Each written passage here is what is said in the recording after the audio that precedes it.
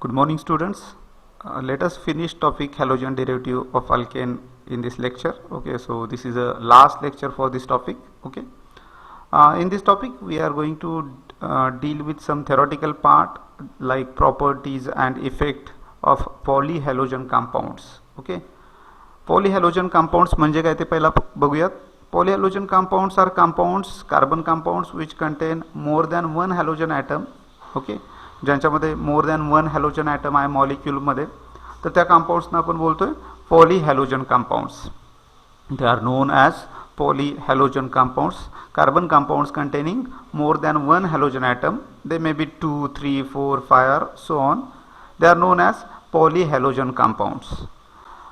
In this topic actually you will not find any question on this. Okay, कारण पॉलीहॅलोजन कंपाऊंडची definition काय तुम्हाला म्हणजे एक्झामसाठी इम्पॉर्टंट नाही आहे. ओके, पण लक्षात ठेवा पॉलीहॅलोजन कंपाऊंड आहेत ज्यांच्यामध्ये more than two halogen atoms, two or more than two halogen atoms असतात त्यांच्या मॉलिक्यूलमध्ये. Okay, let us start with some compound. Let us see what are effects and their uses and environmental effects. Okay, let us start with first one, dichloromethane. It is known as methylene dichloride, methylene chloride. Okay, let us see its properties. It is colorless, volatile liquid. Volatile म्हणजे easily evaporate होणार liquid आहे. with moderately sweet smell. त्याला moderately sweet smell आहे. Okay, every organic compound has characteristic smell. It has moderately sweet smell. It is used as a solvent. It is used as a solvent in various industries. Various organic solvents are used. Okay, likewise it is used as a solvent for paint industry, dyes industry, drug industry and जसं medicine industry आहे. Okay, त्यानंतर it is used in used as a solvent in rubber industry. Okay, म्हणजे medicine किंवा drug इंडस्ट्रीमध्ये याचा use केला जातोय, paint इंडस्ट्रीमध्ये यूज केला जातोय. Okay, also it is use in plastic industry as a solvent. Okay, it is use as a propellant in aerosol industry. Propellant म्हणजे जेव्हा स्प्रेइंग केलं जातं, एखादं स्प्रेज बनवले जातात, तर त्याच्यामध्ये त्या स्प्रेमध्ये जे गॅसेस किंवा लिक्विड कॉम्प्रेस करून फिल केली जातात त्यांना आपण काय म्हणतोय, प्रोपेलंट. जे इझिली इव्हॅपरेट होतात आणि जेव्हा स्प्रे प्रेस केला जातोय तेव्हा स्प्रेइंग होते, तर त्यांना आपण काय म्हणतोय, propellant. So it is used as a propellant in aerosol industry. Okay, what are effects? Over exposure to dichloromethane. डायक्लोरोमिथेनचा ओव्हर एक्सपोजर झालं, डायक्लोरोमिथेनला इनहेल केलं आपण जास्त, तर it can cause dizziness, it can cause fatigue, it can cause nausea, it can cause headache, numbness and weakness. म्हणजे याच्यामुळं थोडंसं गरगरणं, उलटी आल्यासारखं होणं किंवा सुन्न होणं, म्हणजे ज्याला आपण म्हणजे सेन्सेशन कमी होणं, विकनेस येणं, डोकेदुखी यासारखे म्हणजे याचे परिणाम बघायला मिळतात. It is very dangerous. It can damage cornea if it comes in direct contact with eyes. आईच्या डायरेक्ट कॉन्टॅक्टमध्ये जर आला, डोळ्यांचे कॉर्निया जे आहे ते, it can cause damage of cornea. Okay, it can damage cornea. So it is very dangerous one as far as eyes are concerned. Okay, then second compound is trichloromethane. Trichloromethane, it is known as chloroform, very common name. Okay, it is very important solvent also. It has formula CHCl3. त्याला आपण CHCl3 हा molecular formula आहे. Trichloromethane, trade name is chloroform. Okay, its uses, I told you, it is a very common solvent in pharmaceutical industry. Okay, म्हणजे जसं medicine industry आहे. And for producing pesticides, तुम्हाला माहिती आहे chlorine containing compounds are used as a pesticides also. It is used in dyes. Okay, dyes इंडस्ट्रीमध्ये पण त्याचा use केला जातोय. In production of freons. Freons एक कॉमन वर्ड आहे, तुम्हाला माहिती आहे, रेफ्रिजरंट आहे. म्हणजे फ्रीज किंवा ए सीमध्ये काही लिक्विड्स यूज केले जातात ज्यांना आपण क्लोरोफ्लोरोकार्बन म्हणू शकतोय, आणि क्लोरोफ्लोरोकार्बनला शॉर्टकटमध्ये आपण म्हणतोय फ्रिऑन्स. म्हणजे क्लोरीन आणि फ्लोरीन असलेले कंपाऊंड, ज्यांना क्लोरोफ्लोरोकार्बन म्हणू शकताय. It is also known as freon. तर फ्रिऑन्स बनवण्यासाठी याचा यूज केला जातोय. जसं क्लोरोफ्लोरोमिथेन ज्याला R22 म्हटलं जातं आहे, रेफ्रिजरंट आहे. It is also used as a source of dichlorocarbene. म्हणजे डायक्लोरोकार्बिन बऱ्याचशा केमिकल रिॲक्शनमध्ये यूज केलं जातं आहे. तर डायक्लोरोकार्बिनच्या प्रोडक्शनसाठी, या ग्रुपच्या प्रोडक्शनसाठी सुद्धा त्याला यूज केलं जातं आहे. So trichloromethane is used as a source of dichlorocarbene CCl2 group. Okay. याचे इफेक्ट काय आहेत? क्लोरोफॉर्म ॲक्च्युली म्हणजे पूर्वी याला ॲनेस्थेटिक म्हणून यूज केलं जायचं, म्हणजे भूल देण्यासाठी वगैरे यूज केलं जायचं. Okay. It is now days replaced by इथर. Nowadays it is not used as an anesthetic because of toxicity of chloroform. Chloroform is somewhat toxic, therefore it is nowadays replaced by ether. Chloroform is always stored in dark amber colored bottle. म्हणजे transparent बॉटलमध्ये नाही, brown कलरच्या बॉटलमध्ये त्याला ठेवलं जाते. वेल स्टॉपर्ड bottle म्हणजे ज्याला जे cover करतोय लीड आहे ते लीड घट्ट असेल अशा बॉटलमध्ये ठेवलं जातं आहे. To prevent exposure to light and air, to prevent exposure to light and air. This is because जेव्हा जो क्लोरोफॉर्म आहे ज्याचा फॉर्म्युला आहे CHCl3, when it comes in contact with oxygen it form COCl2. It form COCl2. COCl2 is known as phosgene. COCl2 ला आपण काय म्हणतोय? phosgene. and phosgene is toxic gas, poisonous gas. Okay. त्यामुळं हे phosgene तयार होऊ नये म्हणून क्लोरोफॉर्मला काय केलं जातं आहे? अंबर कलर्ड बॉटलमध्ये, स्टॉपर्ड बॉटलमध्ये, ज्याच्यामध्ये लाईट पास होणार नाही आणि ऑक्सिजन पास होणार नाही अशा बॉटलमध्ये क्लोज करून ठेवलं जातं आहे. Because if it comes in contact with sunlight and air it can form phosgene, and phosgene has formula COCl2. It is a poisonous compound, poisonous gas. Okay. तर हे लक्षात ठेवा. त्यामुळं आजकाल त्याला यूज केलं जात नाही as a anaesthetic. Instead of chloroform आता ॲनेस्थेटिक म्हणून काय यूज केलं जाते? Nowadays ethers are used. Okay. If mixed with air chloroform is hazardous. जर एअरमध्ये मिक्स झाला it can cause headache, fatigue and if inhaled in for long time, जर जास्त वेळ त्याला इनहेल केलं, आपल्या श्वसनातून तो जास्त वेळ गेला तर it can affect central nervous system. CNS वर त्याचा परिणाम होऊ शकतोय, म्हणजे आपण बेशुद्ध वगैरे होऊ शकतोय. ओके. So it can affect central nervous system, ज्याला आपण CNS म्हणतोय. So chloroform is used as a solvent in pharmaceutical industry. It is used in producing pesticides and dyes, in production of freon. Freon हा word लक्षात ठेवताय तुम्ही. It is a refrigerant जो AC आणि फ्रीजमध्ये यूज केला जातोय, रेफ्रिजरेटरमध्ये. क्लोरोफ्लोरोमिथेन ज्याला R22 म्हणतात. It is used as a source of dichlorocarbene. Dichlorocarbene CCl2 produce करण्यासाठी याचा यूज केला जातोय. Chloroform few years ago it was used as an anesthetic. Nowadays it is replaced by ether because of toxicity of chloroform. Chloroform always stored in dark amber colored bottle because when it comes in contact with air and sunlight it forms phosgene. Phosgene has formula COCl2. It is a poisonous compound. If chloroform is mixed with air, it can be hazardous. It can cause headache. It can cause fatigue. If it is inhaled for long time, it can affect the central nervous system. Okay. Let us start with tetrachloromethane, ज्याला carbon tetrachloride म्हणतोय आपण. Tetrachloromethane it is also known as carbon tetrachloride CCl4. CCl4 त्याचा formula आहे. Carbon tetrachloride और tetrachloromethane is used as a solvent. मी सांगितलं हे मिथेनचे जे कंपाऊंड आहेत क्लोरीन बरोबरचे ते नॉर्मली कॉमन गोष्ट आहे, सॉल्वंट म्हणून यूज केले जातात in manufacture of pharmaceuticals, medicine, drugs बनवण्यासाठी. जसं अँटीबायोटिक आहेत, बरेचसे मेडिसिन्स बनवले जातात. ओके. ते बनवण्यासाठी it is used as a dry cleaning agent. बऱ्याच वेळा ड्राय क्लिनिंग साठी जेव्हा क्लोथ्स ड्राय क्लिनिंग केले जातात किंवा ड्राय क्लिनिंगच्या पर्पजसाठी it is used as a solvent. It is used as a pesticide to kill insect in stored grains. म्हणजे धान्यामध्ये जे काय इन्सेक्ट असतात ते इन्सेक्ट्स किल करण्यासाठी it can be used as a pesticide. And it is used in manufacture of refrigerants, म्हणजे freons बनवण्यासाठी, वेगळे वेगळे फ्रिऑन्स बनवण्यासाठी याचा पण यूज केला जातो आहे. So it is used in manufacture of refrigerant. Carbon tetrachloride is used as a solvent in manufacture of pharmaceutical product, in dry cleaning agent, it is used as a pesticide, and in manufacture of refrigerants. Okay, effect. Okay, what effects it can cause? Okay, the most common effect observed on contact with eyes, it can cause irritation and dizziness. It can cause irritation and dizziness.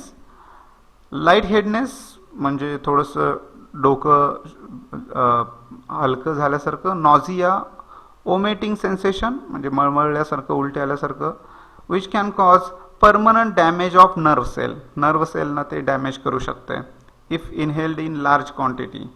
In severe cases these effects can lead to stupor म्हणजे laziness, म्हणजे एकदम आळस आल्यासारखं होऊ शकतं if you inhale it more. Okay, it can cause coma, it can cause unconsciousness म्हणजे बेशुद्ध होणं, or even it can cause death.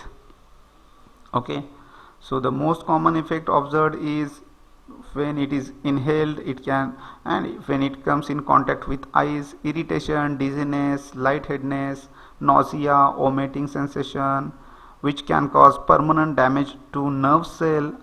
It in severe cases these effects can lead to stupor, laziness, coma, unconsciousness or death. It is suspected to be carcinogenic म्हणजे याच्यामुळं cancer होऊ शकतो. It is bit chlorine आहे, so suspected to be carcinogenic. When carbon tetrachloride is released into air, it goes to upper atmosphere.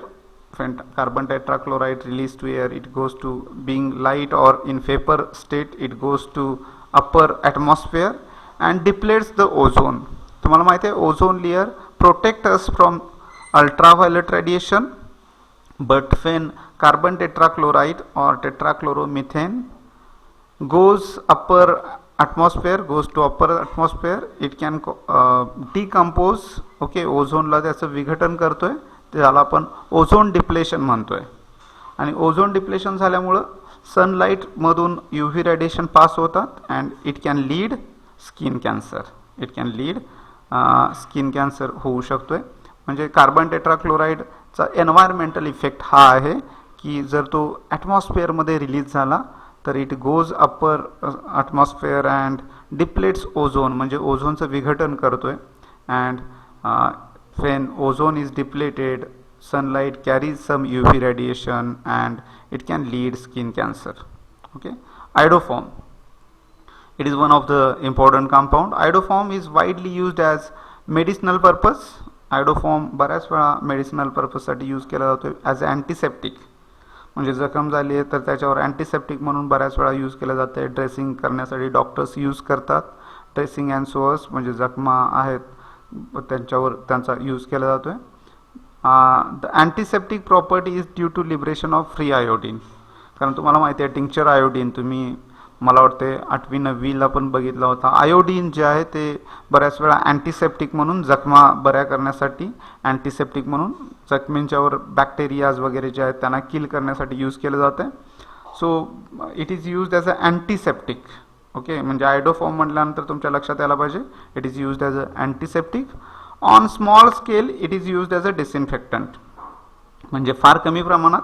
Disinfectant म्हणजे काय, बऱ्याच वेळा बरेचसे नॉन लिव्हिंग मटेरियल असतात, जसं सर्जिकल इक्विपमेंट असतात, बरोबर आहे, सर्जरीसाठी यूज केलेली इक्विपमेंट असतील, सॅनिटायझेशनसाठी जनरली नाही, पण जी सर्जिकल इक्विपमेंट आहेत त्यांना डिसइन्फेक्टंट म्हणजे त्यांच्यावर बॅक्टेरिया वगैरे असतील तर त्यांना किल करण्यासाठी वगैरे याचा यूज केला जातो as a disinfectant.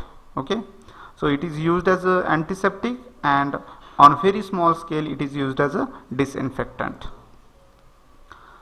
Effect, it has no that kind of ill effects on environment. Okay, it has only strong smell. त्याला स्मेल जो आहे तुम्ही आयडोफॉर्मचा स्मेल पण बघितला असाल, त्याला स्ट्रॉंग असा स्मेल असतोय. ओके, तर पूर्वी जेव्हा दवाखान्यामध्ये जायचे कोणी तर तिथं नॉर्मली आयडोफॉर्म यूज केला जायचा, तर तिथं त्याला स्ट्रॉंग स्मेल बघायला मिळतोय. एवढाच त्याचा इल इफेक्ट आहे. Okay, let us see freons. Freons बद्दल आपण डिस्कस करूया. Freons the chlorofluoro compound. Chloro मगाशी मी म्हटलं मी क्लोरो आणि फ्लोरो, क्लोरीन आणि फ्लोरीनचे कंपाऊंड जे आहेत they are of methane and ethane. Methane and ethane म्हणजे ज्यांच्यामध्ये क्लोरीन आणि फ्लोरीन आहे, मिथेन आणि इथेनचे compound they are known as freons. They are known as freons. Most widely used freons are dichloro difluoromethane, dichloro difluoromethane CCl2F2 ज्याला R12 म्हणतोय आपण. Okay, R12 म्हणजे CCl2F2. ट्रायक्लोरोफ्लोरोमिथेन, ट्रायक्लोरोफ्लोरोमिथेन म्हणजे CCl3F ज्याला R11 म्हणतात. अँड क्लोरो डायफ्लोरोमिथेन, क्लोरो डायफ्लोरोमिथेन ज्याचा फॉर्म्युला आहे CHClF2, CHClF2 R22 त्याला इंडिकेट केलं जातं आहे R22 न. सो दीज आर फ्रिऑन्स, म्हणजे रेफ्रिजरेटरमध्ये यूज केले जातात. यांना रेफ्रिजरेशनसाठी जसं AC आहे, जसं रेफ्रिजरेटर म्हणजे फ्रीज आपण यूज करतोय त्याच्यामध्ये दे are used as a refrigerator. Okay, uses freons are used as a refrigerant, cooling agent in refrigerator, air conditioners, but they cause ozone depletion. तुम्हाला माहिती आहे फ्रीज आणि AC मध्ये जर हे जे आहेत ते लीक झाले तर ते एअरमध्ये मिक्स होतात आणि मिक्स झाले तर ते एअर बरोबर अप्पर ॲटमॉस्फिअरमध्ये जातात, तिथं ते ओझोन डिप्लेशन करतात. It is used as a propellant. Propellant माहिती आहे तुम्हाला, मगाशीच मी बोललो. स्प्रेजमध्ये यांचा यूज केला जातो आहे. कॉस्मेटिक्समध्ये, फार्मास्युटिकल इंडस्ट्रीमध्ये बरेचसे स्प्रे आहेत, म्हणजे जसं पेन किलरचे पण आजकाल स्प्रे येतात. तर ते स्प्रे जे आहेत त्यांच्यामध्ये जे लिक्विड यूज केले जातात त्यांना आपण म्हणतोय propellant. So they are used as a propellant. It is use in fire extinguisher. काही जे आहेत जे ब्रोमीन असलेले फ्रिऑन्स आहेत, ज्यांच्यामध्ये ब्रोमीन आहे ते फ्रिऑन्स आहेत ना, only brominated freons are used in a fire extinguisher, म्हणजे आग विझवण्यासाठी यांचा यूज केला जातोय. Okay, it is in aerosol, insecticide जसं हीट आहे. सॉल्वंट फॉर क्लिनिंग क्लोथ म्हणजे ड्राय क्लिनिंगसाठी यूज केला जातोय. अँड मेटॅलिक सरफेस आणि क्लोथ्सना क्लिनिंगसाठी यूज केलं जातं. As a foaming agent, foam बनवण्यासाठी यांचा यूज केला जातोय. ओके, फोम्ड प्लास्टिक वगैरे बनवण्यासाठी यांचा यूज केला जातोय. Okay, regular large inhalation of freon, जर त्यांना जास्त इनहेल केलं तर it can result breathing problem, organ damage होऊ शकतात. ओके, जसं ह्युमन ऑर्गन्स आहेत ते डॅमेज होऊ शकतात. लॉस ऑफ कॉन्शियसनेस म्हणजे बेशुद्ध होऊ शकतात ज्यांनी त्याला इनहेल केलं आहे. ओके, सो फ्रिऑन्स इथं रेड टायटल नाही आहे, पण लक्षात ठेवा फ्रिऑन्सबद्दल आपण डिस्कस करायलो आहे. Chlorofluorocarbon compound of methane and ethane are collectively known as freons. Ethane आणि मिथेनचे क्लोरीन आणि फ्लोरीन बरोबरचे कंपाऊंड आहेत त्यांना आपण म्हणतोय क्लोरोफ्लोरोकार्बन, त्यांना आपण फ्रिऑन्स म्हणतोय. वाईडली यूज्ड ॲज, म्हणजे कुठले फ्रिऑन्स वाईडली यूज केले जातात. R12 याच्याबद्दल विचारलं जाऊ शकते. R12 कुणाला म्हणतात? डायक्लोरो डायफ्लोरोमिथेनला R12 म्हणतात. Formula CCl2F2. ट्रायक्लोरोफ्लोरोमिथेन ज्याला R11 म्हणतात, formula CCl3F. Chloro डायफ्लोरोमिथेन formula CHClF2 याला R22 म्हणतात. These are commonly used freons. Freons कुठे यूज केले जातात? रेफ्रिजरंट जसं एअर कंडिशनिंगमध्ये, but they cause ozone depletion, म्हणजे त्यांचा यूज जो आहे तो एन्व्हायरमेंटसाठी बेटर नाही आहे. It is used as they are used as a propellant in aerosol industry जसं कॉस्मेटिक्समध्ये, फार्मास्युटिकल इंडस्ट्रीमध्ये. Brominated freons are used in fire extinguishers. They are used in aerosol industry जसं इन्सेक्टिसाइडचे स्प्रे असतात. Solvent for cleaning cloth. Okay, metallic सरफेसना clean करण्यासाठी. Foaming agent जसं foamed plastic, thermocol वगैरे बनवतोय आपण, फोम्ड प्लास्टिक ज्याला म्हणतोय ते बनवण्यासाठी they are used. And in production of certain fluorocarbon, काही फ्लोरोकार्बन बनवण्यासाठी त्यांचा यूज केला जातोय. रेग्युलर लार्ज इन्हेलेशनमुळं फ्रिऑनच्या काय होतंय, ब्रिदिंग प्रॉब्लेम होतोय, ऑर्गन डॅमेज होऊ शकतात, लॉस ऑफ कॉन्शियसनेस म्हणजे कॉन्शियसनेस जाऊ शकते. ओके, लास्ट कंपाऊंड आपण डिस्कस करणार आहे. Last compound DDT. DDT it stands for para para dichloro diphenyl trichloroethane. त्याचं शॉर्टकटमध्ये त्याला म्हणतोय आपण DDT. स्टँड्स फॉर D म्हणजे डायक्लोरो, D म्हणजे डायफिनिल, T म्हणजे ट्रायक्लोरोइथेन. ओके, आणि त्यांची पोझिशन जी आहे ती पॅरा पोझिशन आहे, त्यामुळे पूर्ण नाव असं आहे para para dash dichloro diphenyl trichloroethane. It was discovered by Paul Muller in 1948, जेव्हा मलेरियासाठी याला यूज केलं जायचं, अँटी मलेरियल म्हणजे इन्सेक्टिसाइड म्हणून. Okay, and because of this discovery Paul Muller has got Nobel Prize also. त्यांना नोबेल प्राइजनं पण अवॉर्ड केलं होतं because of discovery of this DDT, ज्याला आपण म्हणतोय para para dichloro diphenyl trichloroethane. So for discovery of this he has got Nobel prize because it is used as a anti malarial insecticide. Okay, formula trichloroethane आहे म्हणजे कळालं 1 2 3 chlorine. So ट्रायक्लोरोइथेन 1 2 2 carbon आहेत, इथं junction आहे, इथं junction आहे म्हणजे 2 carbon आहेत, त्यामुळं ट्रायक्लोरोइथेन तर झाला. तर इकडं एक फिनिल आहे म्हणजे बेन्झिन रिंग, इकडे एक फिनिल आहे म्हणजे बेन्झिन रिंग, या फिनिल रिंगला इकडं क्लोरीन आहे, या फिनिल रिंगला इकडं क्लोरीन आहे. हा जर कार्बन बघितला तर ही पोझिशन पॅरा आहे, हा कार्बन बघितला तर ही पोझिशन पॅरा आहे. So para para dichloro dichloro diphenyl diphenyl trichloroethane असं त्याचं नाव आहे. So para para dichloro diphenyl trichloroethane is a name of DDT. Okay, DDT is used as a insecticide against malaria, म्हणजे जे मलेरियासाठीचे मॉस्किटोज आहेत त्यांच्यासाठी it is used as a insecticide. It is widely used for sugar cane and fodder crops to kill mosquitoes, house flies and other insects. म्हणजे यांचा बऱ्याच वेळा use केला जायचा म्हणजे मॉस्किटोज, हाऊस फ्लीज जे आहेत त्यांना किल करण्यासाठी due to high and specific toxicity. कारण हे जे आहेत ते टॉक्झिक आहेत आणि यांच्या अगेन्स्ट ते टॉक्झिक असल्यामुळे यांना किल करण्यासाठी DDT यूज केली जायची as a insecticide. Many species of insects have developed resistance to DDT. म्हणजे नंतर कसं होतं, बऱ्याच वेळा बरेचसे केमिकल जे आहेत त्यांना जे मॉस्किटोज आहेत, फ्लीज आहेत ते काय करतात, ॲडॉप्शन करतात आणि त्यामुळे इवन DDTनं ते किल पण होत नाहीत. त्यामुळं many of species of insects have developed resistance to DDT. त्यामुळे आता DDTनं बरेचसे इन्सेक्ट्स किल होत नाहीत. Okay, because they developed themself. Okay, to resist the effect. It is not completely biodegradable, म्हणजे हे जे आहे ते प्लास्टिक सारखं आहे, बायोडिग्रेडेबल नाही आहे. That it is not rapidly metabolised by animals, म्हणजे ॲनिमलच्या मेटाबॉलिक ॲक्टिव्हिटीमध्ये त्याचं विघटन होत नाही. Instead it gets deposited and stored in fatty tissues. त्यामुळे काय होतं ते फॅटी टिश्यूजमध्ये स्टोअर केलं जातं आहे, DDTला स्टोअर केलं जातं आहे फॅटी टिश्यूजमध्ये. If it exist for long time in soil, plant and animal as well. म्हणजे हे काय होतं बायोडिग्रेडेबल नाही आहे, त्यामुळे ते सेलमध्ये स्टोअर होतं आहे अँड इट इज स्टोअर्ड और it exist for long time.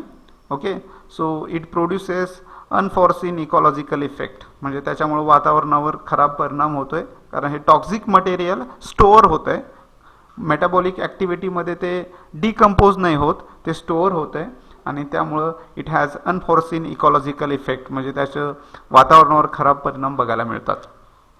So it is replace by better and safer insecticide. त्यामुळे त्याला वेगळ्या इन्सेक्टिसाइडने काय केलं, रिप्लेस केलं गेलं ड्यू टू इकॉलॉजिकल प्रॉब्लेम. म्हणजे एन्व्हायरमेंटल त्याचे इफेक्ट जे आहेत ते खराब असल्यामुळं आजकाल म्हणजे DDTच्या ऐवजी दुसरे इन्सेक्टिसाइड यूज केले जातात. Okay students, it was bit theoretical, पण याच्यावर कुठलाही क्वेश्चन विचारला जाऊ शकतोय. हा जो पार्ट आहे याच्यामध्ये अंडरस्टँडिंग काय करायचं आहे, फक्त नाव लक्षात ठेवायचं आहे आणि युजेस आणि त्याचे साईड इफेक्ट्स एवढेच आपल्याला डिस्कस करायचे आहेत. सो हे लक्षात ठेवायला लागेल तुम्हाला.